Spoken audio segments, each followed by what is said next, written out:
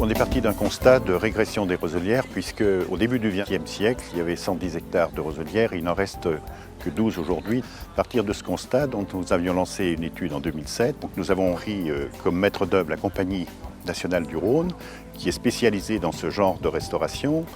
Et la réponse a été de mettre des pieux jointifs sur 600 mètres pour protéger les roseaux existants et de replanter.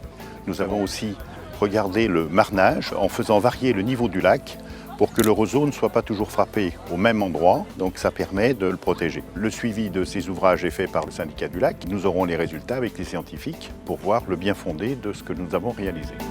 La mise en place des palissades de pieux jointifs qui permettent de protéger les roselières de la houle et des bois morts flottants a été confiée à la société HLB Environnement.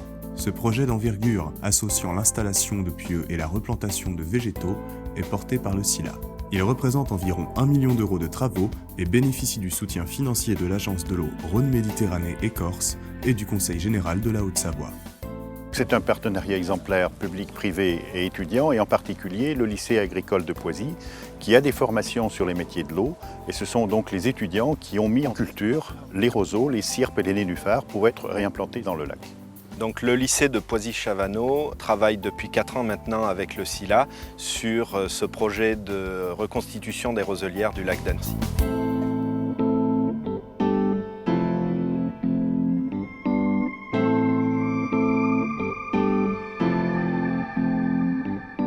La première phase de production de roseaux a abouti un petit peu pour nous cette année, puisqu'on a installé 300 poches de roseaux sur le lac d'Annecy, sur 3 sites, réserve du bout du lac, sentier des roselières et marais de l'enfer.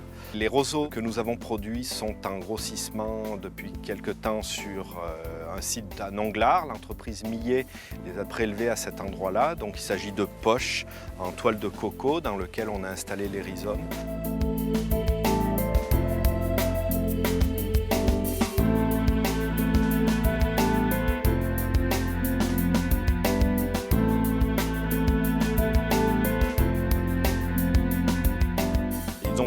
D'abord, ils font un trou avec un appareillage pour enlever de la matière, installer la poche.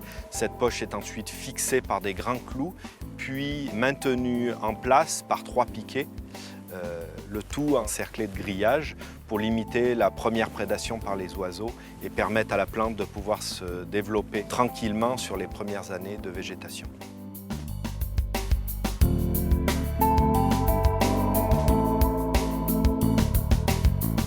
Écosystème. On va avoir des reproductions d'oiseaux, des reproductions de poissons. On va avoir toute une faune et une flore de taille assez réduite qui va s'installer dans ces roselières. On peut aussi parler d'une activité dépolluante puisque les roseaux sont des gros consommateurs entre autres de nitrates. Les roselières ont un rôle très important sur le lac d'Annecy pour un maintien de cet écosystème au sens global.